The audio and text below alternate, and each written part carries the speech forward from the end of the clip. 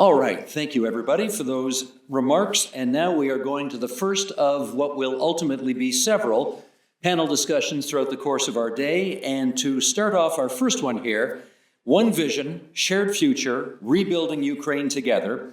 Can I ask the moderator, who will then introduce his guests for this panel, to come to the stage?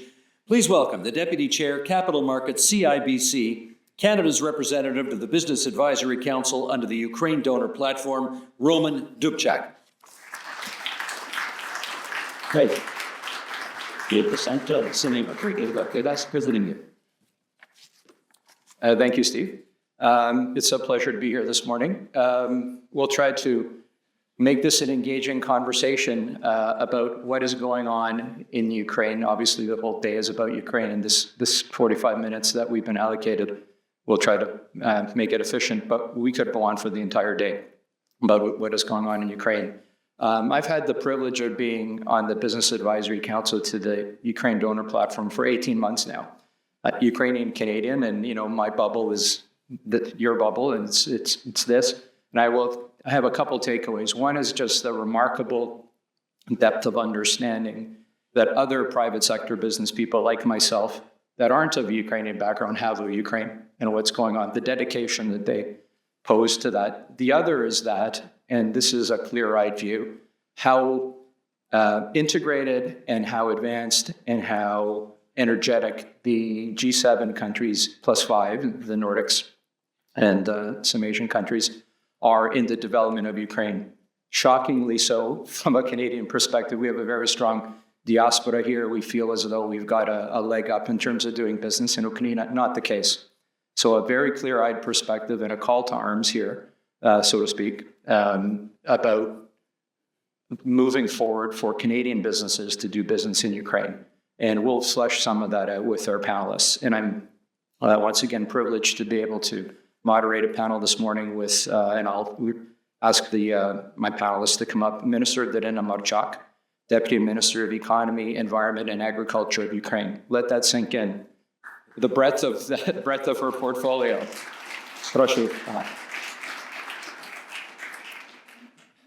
Just to give you an indication of how invested and how hardworking the Ukrainian government has been, let that sink in as to how broad that mandate is. So, Yaku.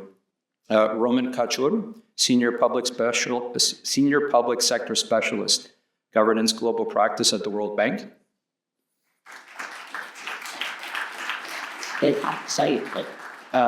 Tom, yes. Okay. We obviously didn't rehearse who's sitting where, but it's just quite a while. Professor Pavel Koval, Chair, Council for Cooperation with Ukraine in the Office of the Prime Minister, and the Chairman of the Foreign Affairs Committee in the same of the Republic of Poland.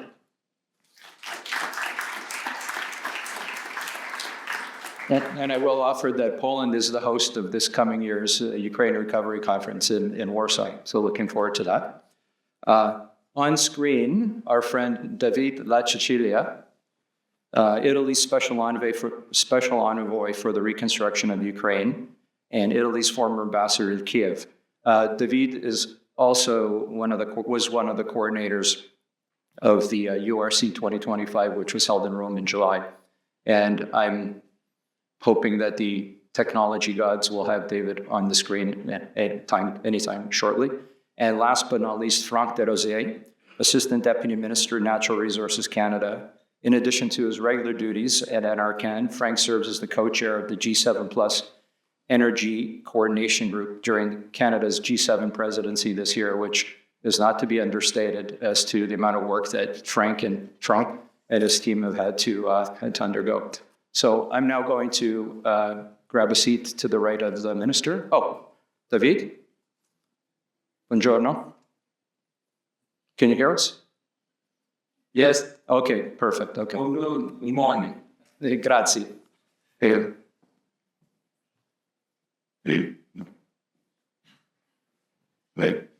to the. So I'm going to ask Minister Marchak to perhaps kick us off. As I mentioned in my opening comments, there's some important marketing house work going on for the, this is a temporal issue, the rebuilding in Ukraine. I'm of the view that there is quite a bit of activity that is currently going on that is of a short-term duration in terms of immediate. So this is now, well, we can put this out to the ring, that a lot of work can be done on the eventual rebuild, the reconstruction, if you will, infrastructure projects, etc. So that's kind of the premise that I'd like to leave for the ring today. But there's so much, perhaps I'll ask you to try to talk about the near-term work that's being done in terms of reforms, incentives, if you will, to stimulate investment in Ukraine. Yeah, thank you very much, distinguished colleagues. I am very honored to take part in this conversation on behalf of the government of Ukraine. And I think that thinking about the question about the reforms that we are trying to launch, I try to make the very short list of the reform, and it appeared not to be very short. Actually, You're allowed, it's okay, you're allowed to be so. yeah, thanks to our international colleagues a couple of years ago, we managed to make the matrix of reform. So it's the number of obligations that we already committed to do as part of different reform lists. IMF program, DPO from the World Bank, European integration, Ukraine facility, and now we have more than 500 steps in that list, which is quite a big, and more than half of those steps is already implemented. Just to give you the slight understanding what we are looking at, what is already our results. The first one we have made within the last 10 years. First, I will start with that. Public procurement reform with full transparency, which managed to not just to fight corruption, but also to become an exemplary effort in public procurement all over the world. Transparent privatization, so decentralization reform, banking financial sector reform, creation of all anti-corruption institutions, National Anti-Corruption Bureau, Special Anti-Corruption Prosecutor Office, Bureau of Economic Security, and other agencies. To date,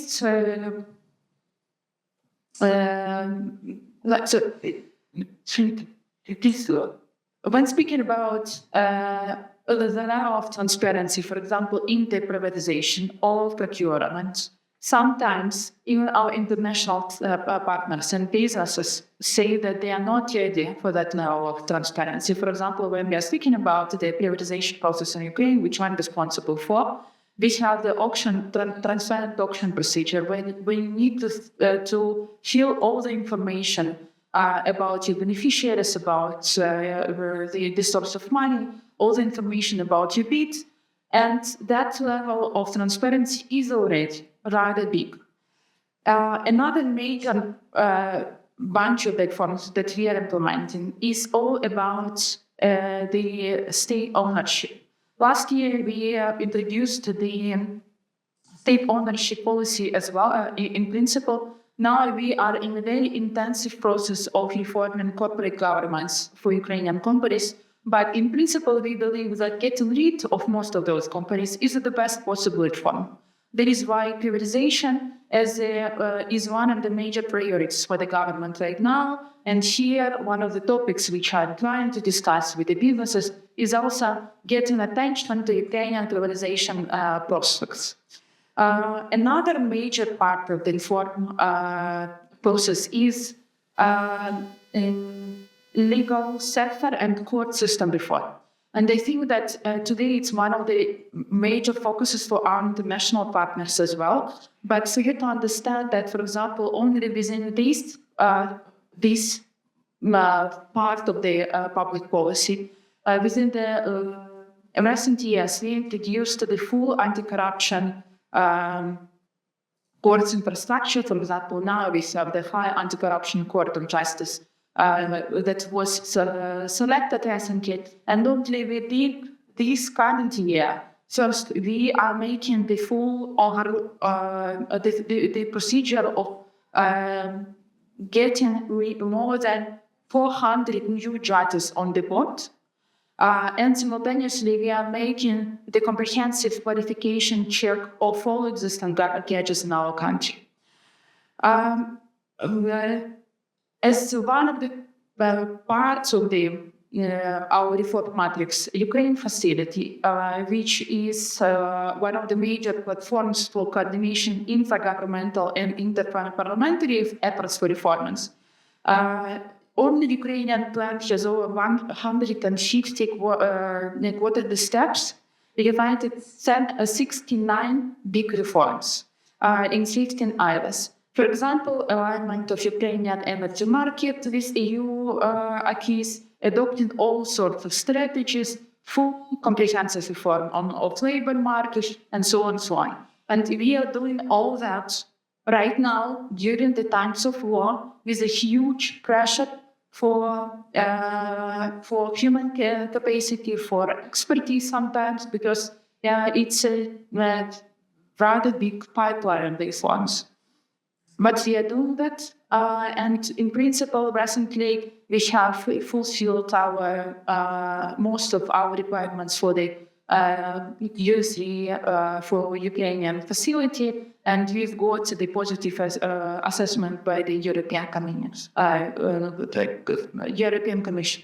So the major idea is that we are now reforming every single part of Ukrainian economy and justice system in order to ensure that in a very short period of time, we are capable not just become a very developed country, but also a country that will be part of the European Union.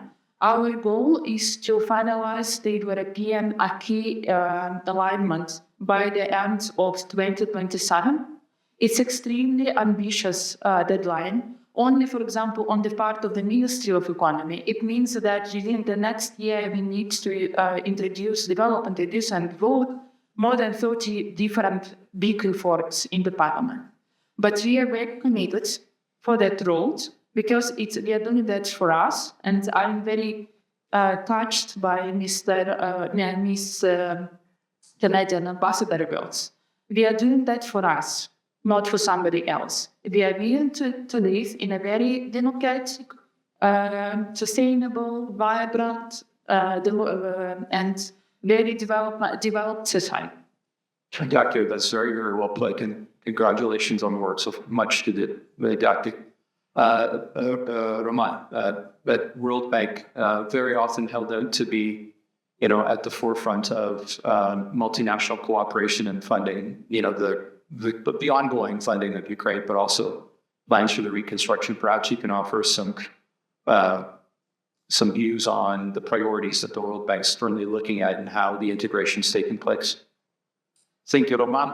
First of all, I would like to start extending my appreciation to Zenon, Olga, and the whole Canada-Ukraine team for keeping the conferences running. It's difficult to do almost a 4-year in a row, but they are relentless. And to all of you who made it here today, connected online, from overseas, just for this event. This is much appreciated by all Ukrainians and what you do to support Ukraine. Second, let me quickly make the point about what Ukraine economy is doing is a truly economic marvel. And this marvel is created by the government of Ukraine, represented here by the partners, Canada, EU, other G7 countries. Let me show a few numbers to explain why I think it's a marvel. So as of today, the Ukrainian foreign reserves are almost double since the start of full-scale invasion. The Ukraine inflation is barely crossed the double-digit numbers, which is not so bad in the country at war. The currency devaluation, the Ukrainian hryvnia performed this year almost the same as US dollar. We can probably acknowledge all the challenges US is facing, but Ukraine still is country at war. So how come the country which is fighting the war, which has the cost of war is acknowledged to be nearly 100 billion a year, still keep the economy fully performing, all the public services are fully funded. There is no arrears on teacher salaries. Government is fully functioning. So how come this has happened? And this has happened due to really extraordinary mechanisms built by Ukrainian partners including the World Bank. So the World Bank played a role to become a mobilization platform to bring the money from donors and channel it to Ukraine. So as of today, 81 billion was mobilized, 60, like two-thirds of out of $4 were already disbursed. So out of 145 totals that Ukraine received since the full-scale invasion, 61 was channeled through the World Bank. That's the money mobilized, provided by partners, but still the World Bank became this platform which was capable to pull out these resources and channel it to Ukraine. The World Bank became a leveraging mechanism for Ukraine. So for every dollar which is contributed to the World Bank, it is able to multiply it. For private sector, it is 3 to 4. So for every donors contribute to the World Bank is able to extend $3 to $4 to Ukrainian businesses. So as of this year, this mechanism is fully up and running. There is no other country in the world which received such a massive support from the World Bank in its history since inception 80 plus years ago. And Ukraine has broke many records, being the largest recipient, the largest disbursement, the fastest, and the trust fund for Ukraine, which is allocated for Ukraine, is bigger than all trust funds combined for all other countries at the World Bank. So the World Bank fully played a crucial role to keep this marvel for Ukraine running, and it continues playing this role going forward. So as of this year, Ukraine already has received about $45 billion of support.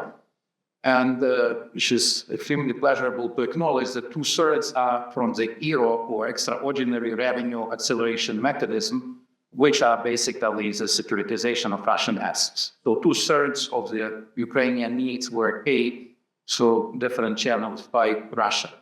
10 billion was provided by the European Union from its own account and rest from other partners, including Canada, which was mentioned today. It's important to keep it running for the coming years. So the need, which IMF is like a fair bookkeeper, they keep a toll of Ukraine needs, and it's estimated 137 billion for the year 26 and 27. About half of it, 63 billion, are not yet financed. And Ukraine is expecting that decision to further draw on the Russian assets to find the proper mechanism suitable for the EU will be found, and this financing will be made available to Ukraine despite all the hurdles it is facing. You probably read the article this morning which describes this. So this is briefly where Ukraine is heading. The World Bank will continue extending its support, but we should all acknowledge all this help that Ukraine is providing, is receiving from the partners, and we are truly grateful. And thank you, Roman. Truly impressive, and I acknowledge. I'm not going to now turn to David and Pavel to speak as both country representatives and EU representatives, so European representatives. We already have a EU representative, we're fine. And David, I'll go to you. Italy hosted the Ukraine Recovery Conference in Rome in July of last year. It was very well done, very, very impressive. Perhaps I'll ask you for some takeaways from that conference and observations as to where things currently stand from your perspective. Oh, thank you, Roman. Good morning to everybody, and very pleased to participate in the European Business Conference at 2025. I want to thank Canada, Ukraine Chamber of Commerce, and also want to underline you mentioned. Can you hear me? Yes, very well. Okay. You mentioned that you declared the COVID conference 2025. I want to underline the very strong participation of Canada with the some delegation led by Minister of Finance and Transport Campaign, and also the participation of the Canada-Ukraine Chamber of Commerce, which was present with over a dozen companies. I'm very much pleased coming to your question to talk about our third region of the process of liquidating Ukraine following the Rome's Ukraine Recovery Conference. And I want to say that at the moment we are, of course, in a phase of where we are watching at ongoing negotiations. There is a renewed perspective of an end of the conflict.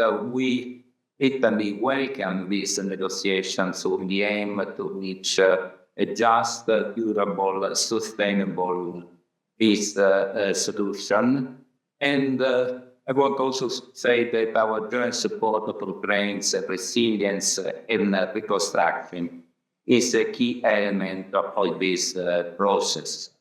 The URC 2025 was built on previous events in Lugano, Switzerland, and in Berlin. We adopted a full society approach, confirming the four burning dimensions of the private sector, reforms, the human capital, and the local dimension. And our intention was to establish a permanent, structured process included through a number of specific preparatory events on the road to the URC. The four dimensions which will be the conference were currently, in my opinion, identified as key for the recovery and the reconstruction of Ukraine. In fact, there is no reconstruction without reforms in the process of accession to the European Union. No reconstruction if we don't rebuild the social fabric of the country and its labor market.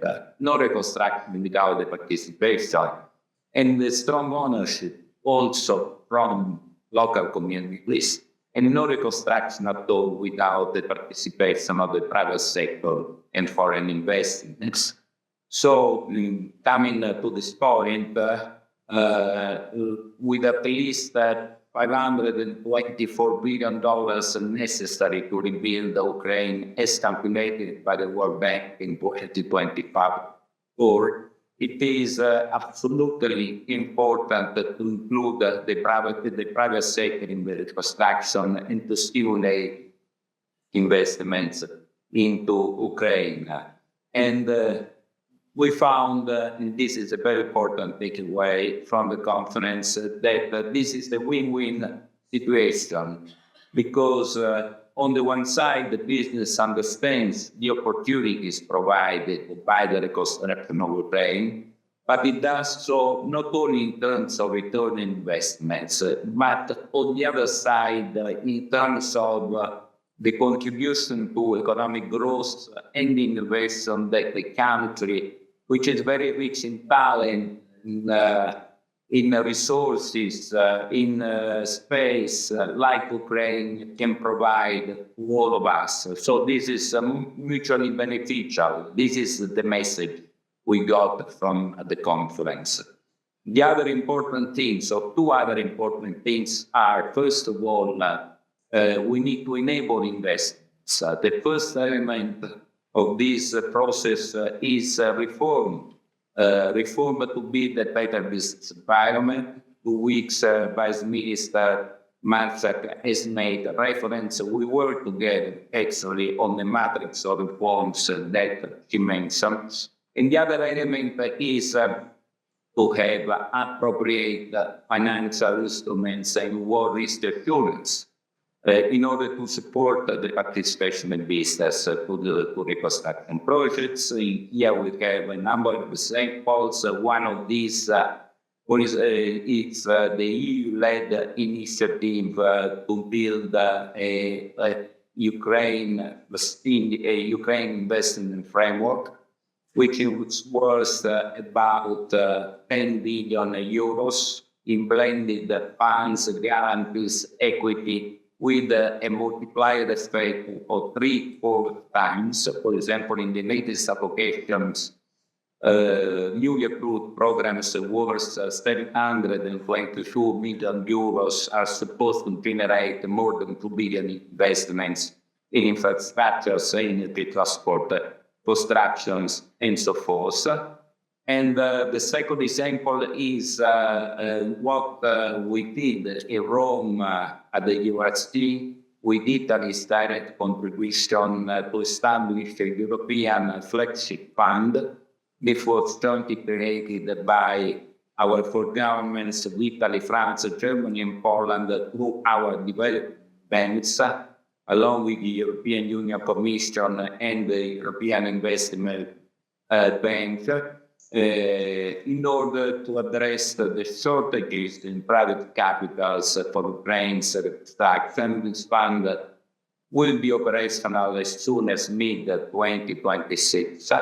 And with a total commitment is of 220 million euros, the fund will be capable of punching well above its weight, mobilizing up to 500 million in investments with the potential to scale up to 1.5 2 billion euros.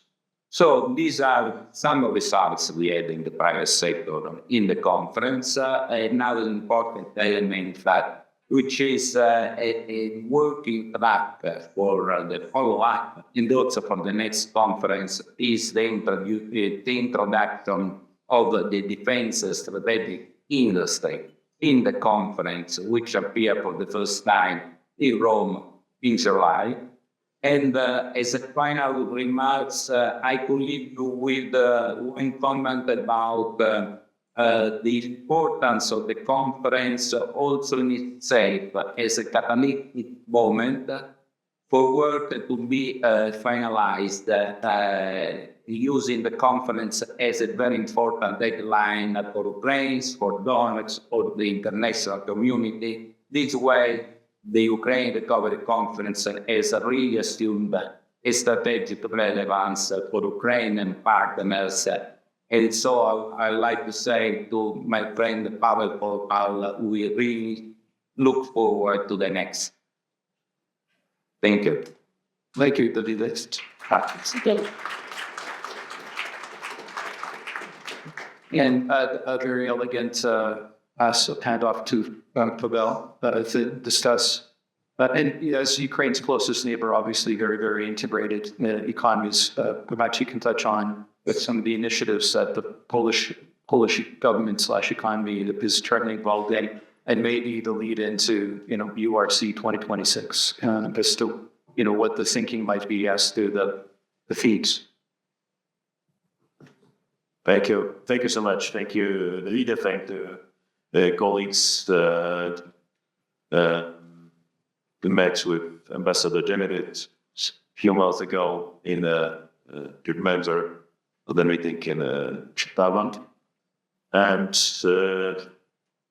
of course, I would like to invite you to Poland for Ukraine Recovery Conference. Just a few weeks ago, Ukrainian side decided finally to organize with my country with the conference next year. We will deliver as soon as possible all details, but I'm sure that it could be important chain of continuation of the conference in Rome. Thank you once again, and congratulations to the leader for organization of big conference in Rome and for the real results, especially the flagship fund for recovery, for reconstruction, organized by European Commission and few other countries as European EU representatives.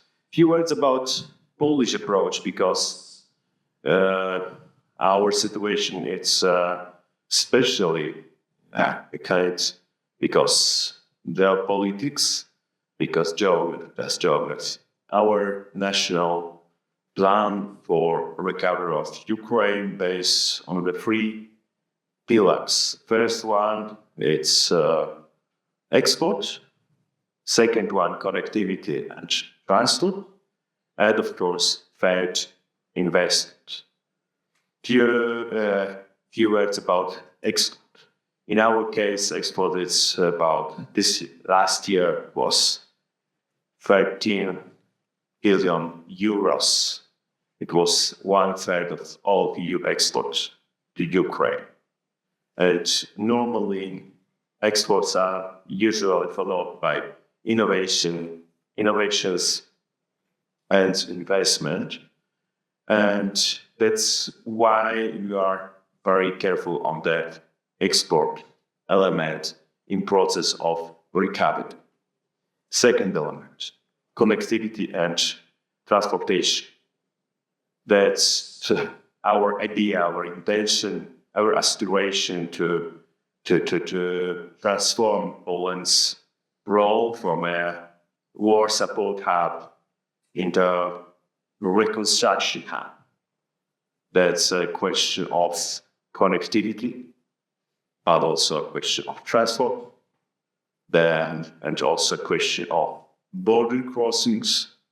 It would be extremely important in the process of support of recovery after stop of Russian hostilities. And I would like to include also the potential support. We're ready to support Ukraine in reactivation of airports. Very, very close relations on the professional level with Ukrainian side. Finally, third pillar is investment. And we have about 3,600 business entities, Polish business entities with experience in Ukraine. That gave me entitlement to ask our partners from Canada, from Italy, from another countries to organize first of all meetings, to organize business consultations with business entities, but also local governments to prepare us, our entities, to participation in the process of potential recovery. Finally, we prepared appropriate financial and insurance instruments for each of three pillars.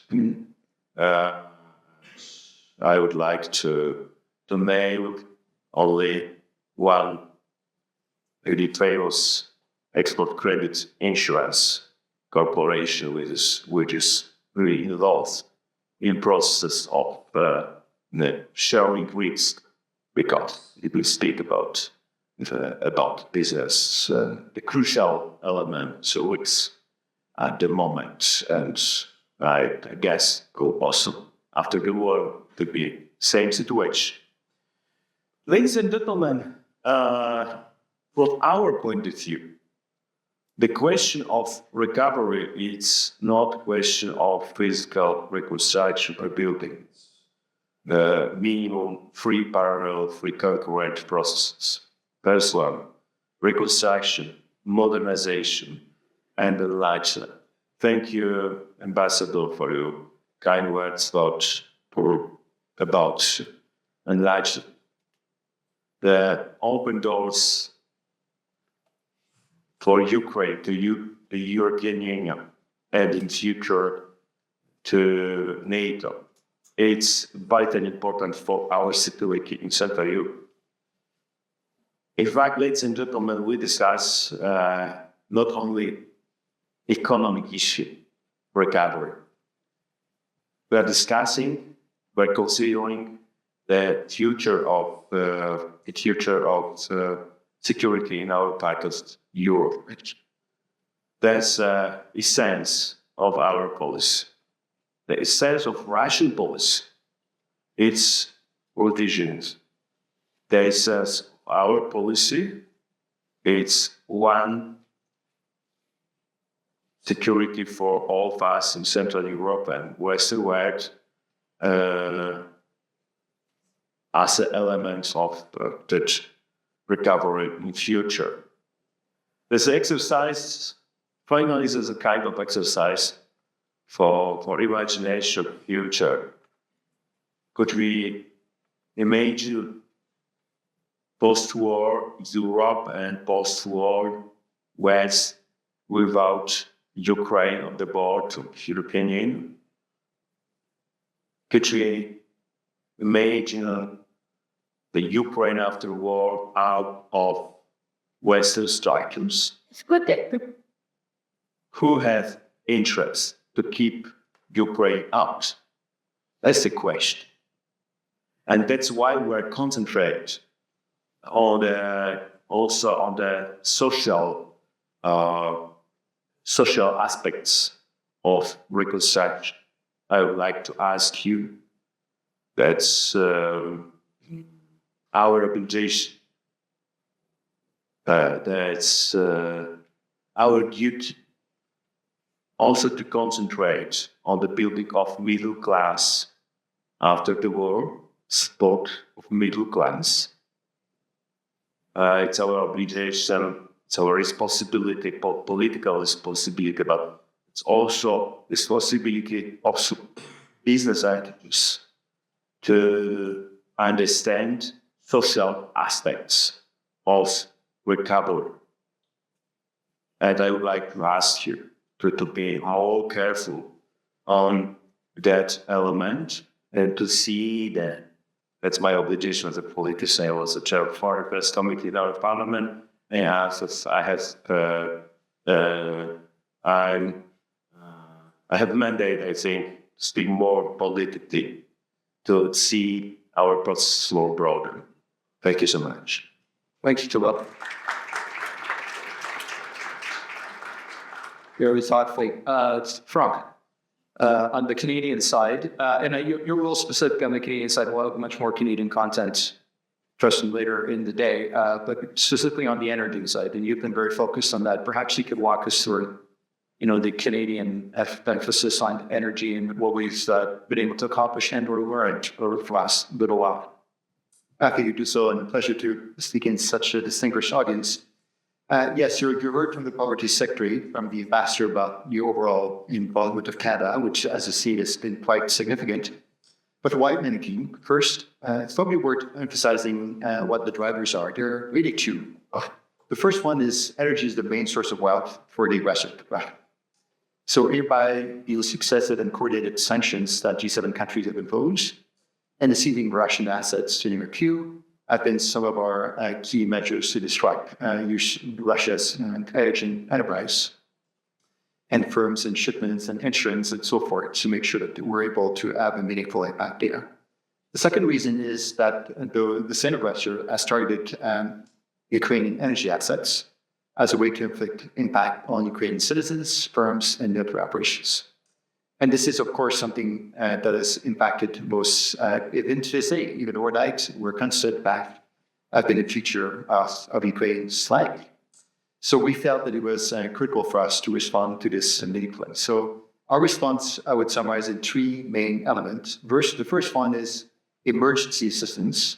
So providing the necessary equipment to Ukrainian workers to be able to repair and rebuild their energy system. And it's been truly extraordinary, the resilience shown by those workers who day in, day out have been constantly keeping the system up and running, which is truly, truly remarkable. So Canada, along with the other G7 countries, have announced multiple ways of funding, the most recent of $70 million to the Ukraine Energy Support Fund, working with the European Union to make sure we channel such equipment. We've made also donations to the World Bank, to the EBRD, providing loan guarantees to unleash significant amount of support for energy equipment, for natural gas purchases as well. So that work continues and will continue as long as we need to.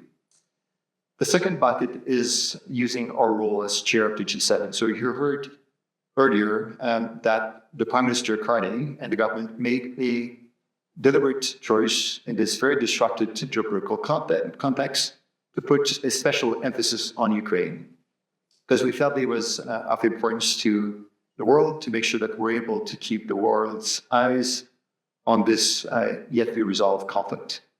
And so many discussions on the way and peace negotiations on the way, but on energy in particular, this was discussed during the G7 leaders meeting in June in Calabasas, where Prime Minister Carney made a point of this, but also throughout our conversation on the energy front.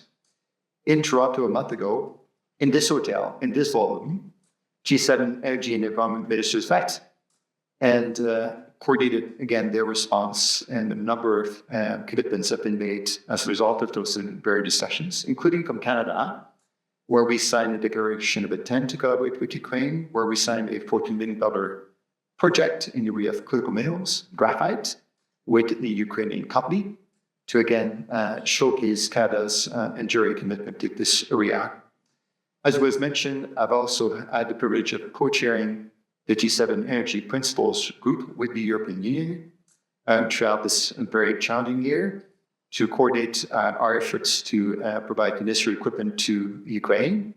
And I have to give a particular shout out to not just the EU, G7 countries, IFIs, the International Financial Institutions in Poland, who has proven to be our central logistic hub for all of our deliveries of equipment to Ukraine. So sincere thanks to Poland and Polish authorities for making that happen. And this continues every single day. The third area is around the rebuild. So you heard the size of the task at end. Needless to say that about 2/3 of the energy system in Ukraine has been impacted by those attacks. So the task at end there is consequential. So we've been working systematically with our energy companies in renewable energy, in nuclear energy, and in hydro, oil and gas as well, to see how can we unleash some of our expertise in this area. We had tremendous response by many Canadian companies are able, willing to do business there. In the second area, I would point out, is in critical minerals and mining, another area of strength for Canada. I've mentioned that recent announcement, but in particular, we've been working with the Geological Survey of Ukraine and the Geological Survey of Canada to address the number one demand from mining companies, which is they need to have basic geoscience information to make investment decisions. Without that, they're operating in the dark. So we've been working diligently to uncover the current data set that Ukrainian authorities have, identify the gaps, and work together to fill in those gaps over the coming months and years to make those investments happen. So that commitment is strong. We have present today Jean-David Marquis, the Director General of the Geological Survey of Canada, who's leading those discussions and work with Ukraine right now. So we're quite encouraged to see this happening going forward. And to make things happen, maybe in closing, this is a point that our ambassador has made repeatedly, human contact matters, right? To make those enterprise and be confident enough to make those investments. We're gathering back today are important. We also led a delegation to Poland, Warsaw, 3 weeks ago, where we had 25 Canadian companies present, many of which are present today. I saw Orion, CEO of Northern Translover, being present, CEO of TI Energy, which does a solar project right now in Ukraine. So having those businesses meet counterparts in Ukraine to establish some partnerships and get some of those projects rolling is really our focus. Great, thank you, Frank. I see we're running a little light on time, so we've gone straight into other content too. Closing comments at this stage, but perhaps, Minister, I'll ask you to start on what would be your key objective in the coming year?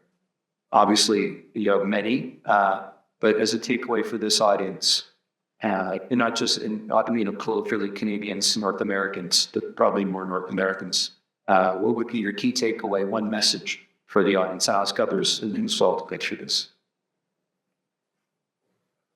The message for the business community is that we strongly need to presence in Ukraine right now. We have huge amount of opportunities to come, start a business, and benefit from early bird opportunity. We are eager to support you in any possible way. We have tax privileges, we have subsidies, support, financial support, and special vehicles funded by our partners, EBRD, World Bank, IFC. We have instruments launched with our partners from the European Commission, and we are ready to support you with the financial, non-financial vehicles that you so that you come in Ukraine and see potential and try to explore the potential. We have the long list of opportunities put together on the Ukraine Invest webpage. You can go and see opportunities both for public partnership, privatization, and as well, of course, you have a very well-developed business community in Ukraine, like Sierra Club, and I think that our colleagues from the private business will be created to support you with this opportunity. The major idea for us is first, we understand that only the private sector can be the basis for the development and renovation, the construction of the country. The second, we shouldn't wait until the end of the war, because unfortunately, we do not understand what is the timeline. Everyone hopes that the war will be over as soon as it is possible, but we cannot postpone our lives and our economic development till that day. And finally, and that is a request already for the Canadian government. We strongly need the further support on sanctions, because we see from the statistics, it's not the imagination, it's a strong data, that while Ukrainian economy is recovering and the overall trend is upcoming, Russian economy is going down with very poor prospects of the economic recovery both in 2025, 2026, and going forward. Sanctions really matters and help us to get the results, to eliminate economic power of Russia to finance the war. There is a very strong request, and the second one is help your business come to Ukraine right now. We understand that Canada has a huge potential to support the Ukrainian economy, and we strongly believe that together with the support of the Canadian government, this it could opening of Ukrainian economy opportunities for Canadian business will start faster. Great, thank you.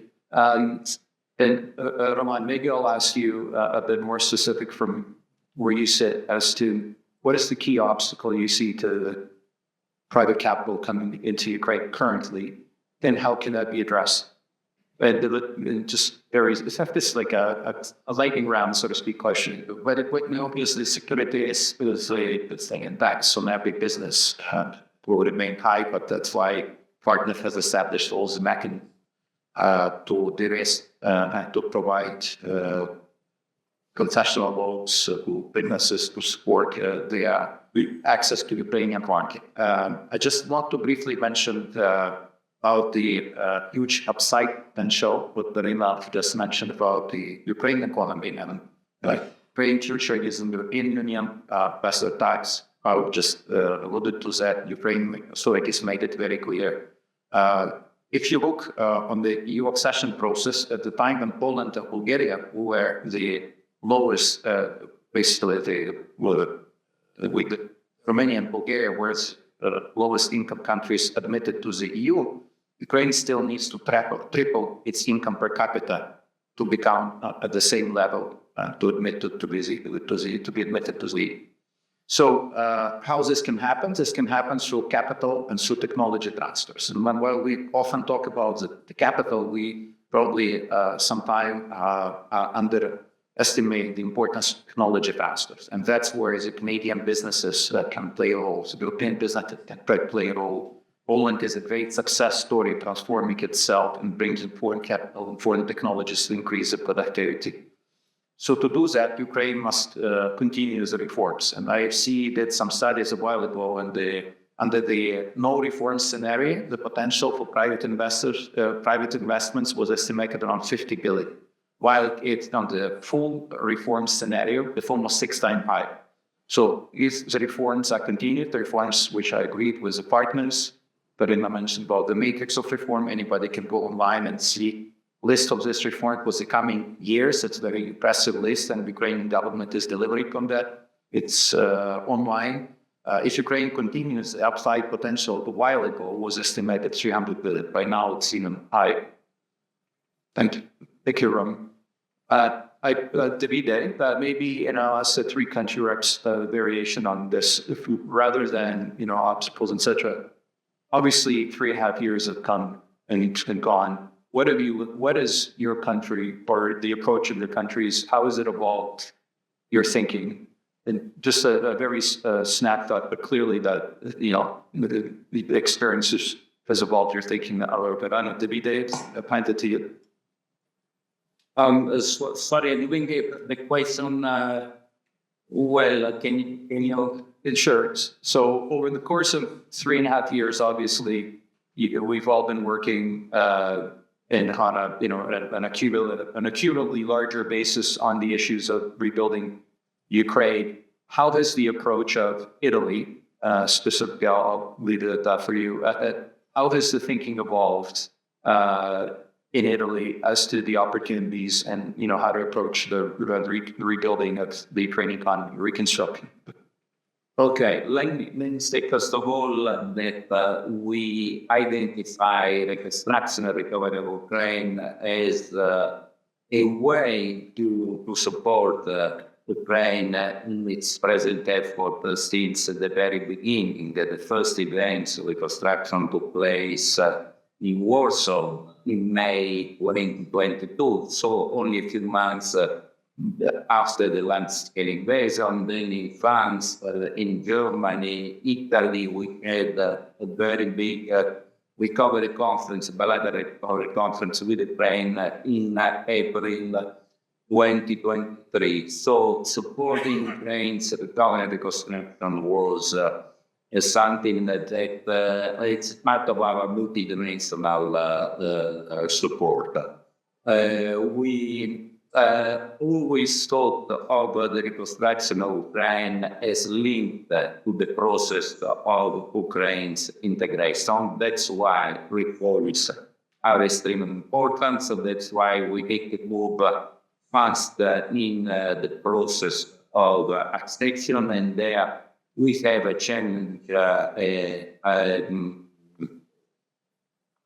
in a few days this month with the decision that Europe has to take of opening negotiations in various different clusters. This is a challenge, first of all, for us.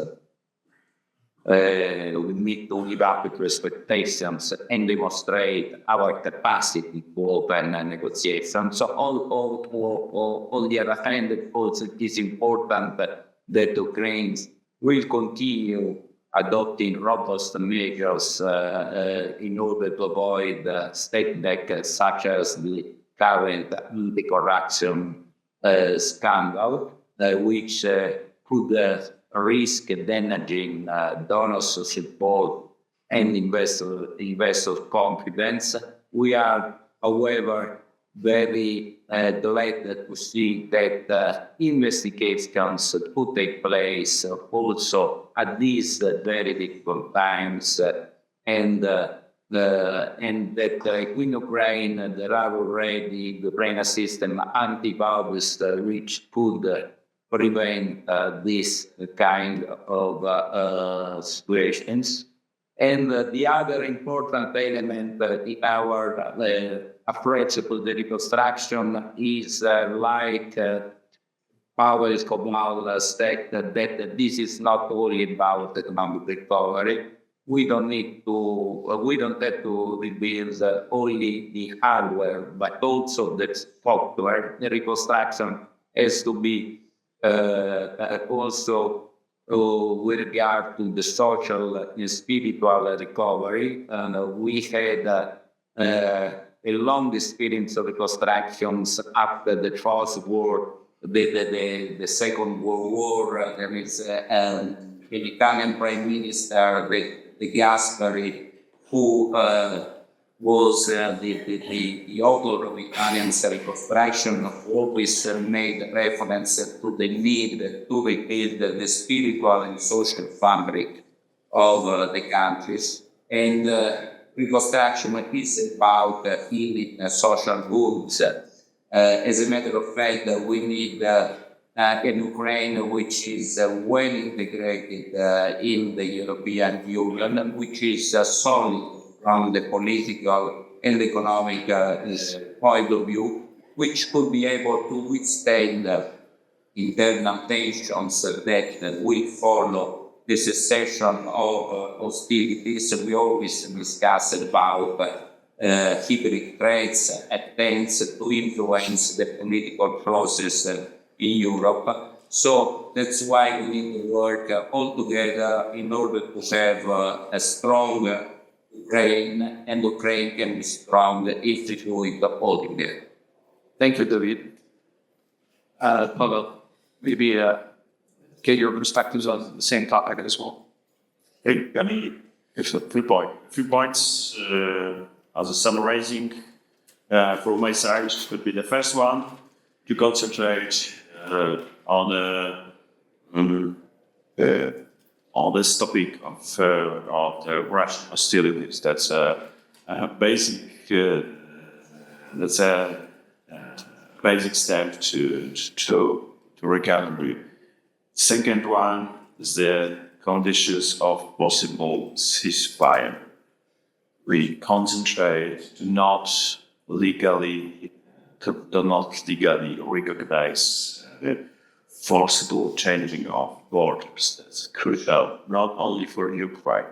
That's a vital part of interest of all European countries and all political West to continue sanctions, because the essence of Russian aggression is fraudulent. Russia will not stop to think imperial Russia with Putin top will not stop to think about the next aggressions and that kind of policy. And my third point is our responsibility, not only politicians, not only diplomats, but also business representatives, business leaders, spiritual leaders, for fighting with Russian disinformation and Russian committed war against our countries. We feel that Russian activity in Central Europe is growing. That's important to not think that anybody in capital in diplomatic salon will fight with that. That's our common responsibility as opinion leaders, journalists, business leaders, etc. And finally, I would like to invite Poland, not only for Ukraine recovery conference, but also for bilateral consultations with Canada, with and other countries. We have planned to organize that kind of small but gets fruitful events with the leaders. And we feel that that's also our obligation to support Ukraine to organize bilateral, trilateral with Ukraine events, small meetings as additional possibilities to plan joint ventures, to plan more actions after the ceasefire. Thank you. And Frank, last word. Yes. So to your question, initially our focus, just like in any natural disasters work, is on emergency assistance, and we did that at a timely way. But our focus since has shifted more toward making sure we're coordinated and efficient in getting it done. And I want to say that we're very effective now after, as I mentioned before, the European Union, Poland, working with all G7 partners, now are able, in the time of a commitment of financial contribution to it, and we're able to procure and deliver it to Ukraine. We do this within weeks at scale. And same thing for natural gas purchases, like for this winter. It's really extraordinary what we as a collective have managed to do. And I feel very confident, I tell you now, that with those new commitments just being made, we're able to make that happen. And our focus moving forward as an entity is getting those projects around the built occur. And maybe a last talent I would share is that we've all been thoroughly impressed by the resilience of Ukrainians on battlefields. As you've heard in so many ways, 3.5 years, and who would have thought that Ukrainians would be able to innovation, effort, dedication to really stand their grounds as they did remarkably. But I've witnessed the same in the business world, where I see Ukrainians just as innovative, inventive, and hardworking. So it gives me hope for the future. And thank you for the positive close. Appreciate it. I want to thank all our panelists, because like I said, could have gone on.